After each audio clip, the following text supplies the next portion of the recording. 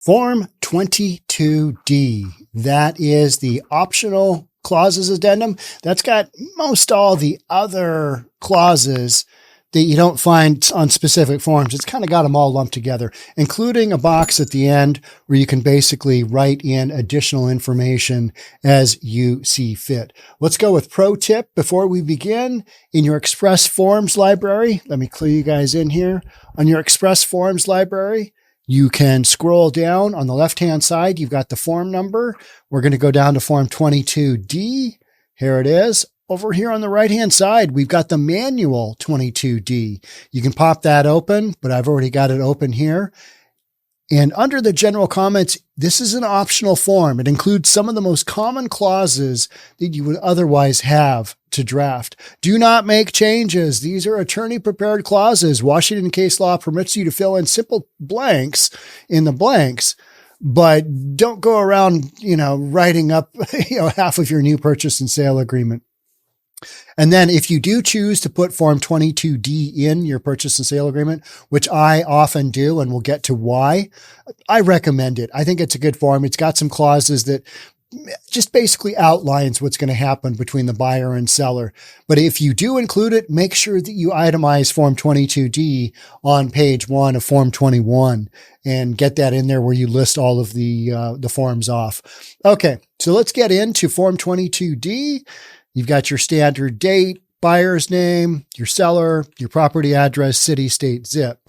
The first one, if you're going to check this box, the listing broker and the buyer broker make no representations concerning the lot size or the accuracy of any information provided by the seller, the square footage of the improvements. You can read the rest, but it basically gives the agents an out to state, here's what we're liable for, but more importantly, here's what we're not liable for. Title insurance, typically check standard owner's coverage. If you check the extended coverage, that is a much more comprehensive policy on title, and it may more than likely will require a survey required by the title insurer. And it's just far greater expense than your normal title report. And for most transactions, check with your managing broker, but for most transactions, I would say does not require extended title coverage. Ask a title rep, what's the difference between standard and extended? But most of the time they're going to give you don't need an extended.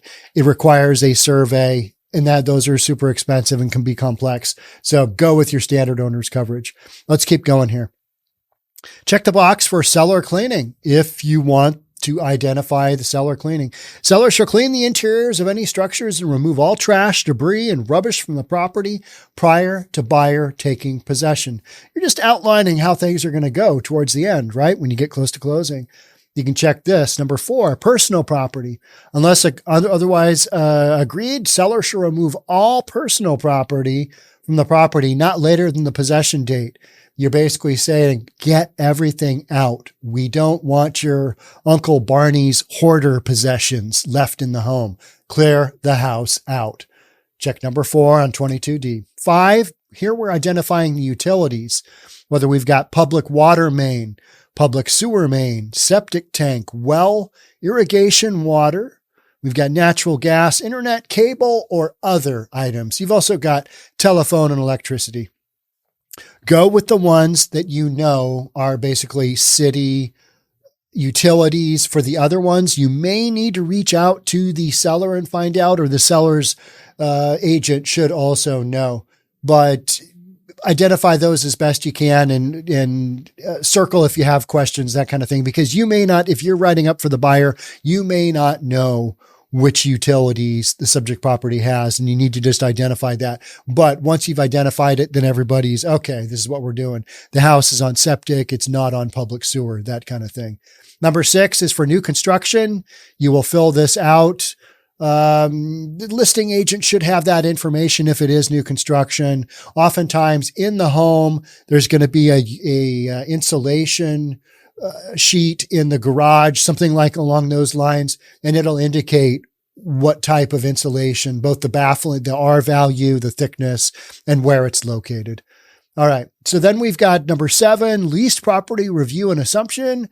Sometimes you'll have, a property tank, a propane tank, or a security system, or maybe a satellite dish that's rented, something that is leased within the property. This is the box that you would check. And then you've got 5 days, if not filled in, is your standard. Seller shall provide buyer a copy of the lease for the selected items. You're basically just identifying, hey, it's leased. Here's the information we have on it. Do you, as the buyer, want to keep this lease going? And you kind of work your way into that. There is a section on the listing that for lease, check that. And if there is something in that section, then you'd probably want to use number 7 on 22D optional clauses. Number 8 is if you are in a development that has a homeowners association, you would check that box. And then you're basically stating if the property is subject to a homeowners association or any other association, then seller shall at seller's expense provide buyer a copy of the following documents if available from the association within XYZ dates. And you can either make that shorter or longer. It's 10 days if not filled in. And this just basically gets the buyer all of the information on the homeowners association so the buyer can take a look and go, okay, this is something I want to be involved with, which I'm going to be if I purchase the home, or don't want, however they want to react to that, right? Homeowners association transfer fee. If there is a transfer fee for the new buyer coming in, this box identifies who's going to pay it and the fact that there is one. Excluded items. The following items that would otherwise be included in the sale of the property is excluded from the sale. Examples might be a hot tub, something you could take with you, maybe a really expensive dining room chandelier, maybe some kind of built-in recreation equipment, maybe a sound system, something that's questionable, whether it's a fixture or if it's personal property being something you can just pick up and move with you. Most of the time you'll know, but if you have a question and your buyer really wants something, this is where you want to itemize that so that at the end of the purchase and sale, when you're going to close, you don't do the final buyer's walkthrough and go, where's that pool table? We thought we were getting it.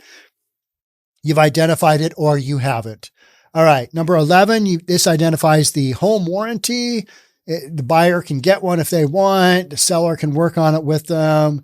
You've got the provider. You've got how much you're going to pay for the cost of the home warranty, the options. Those are the additional riders that you would purchase, other information.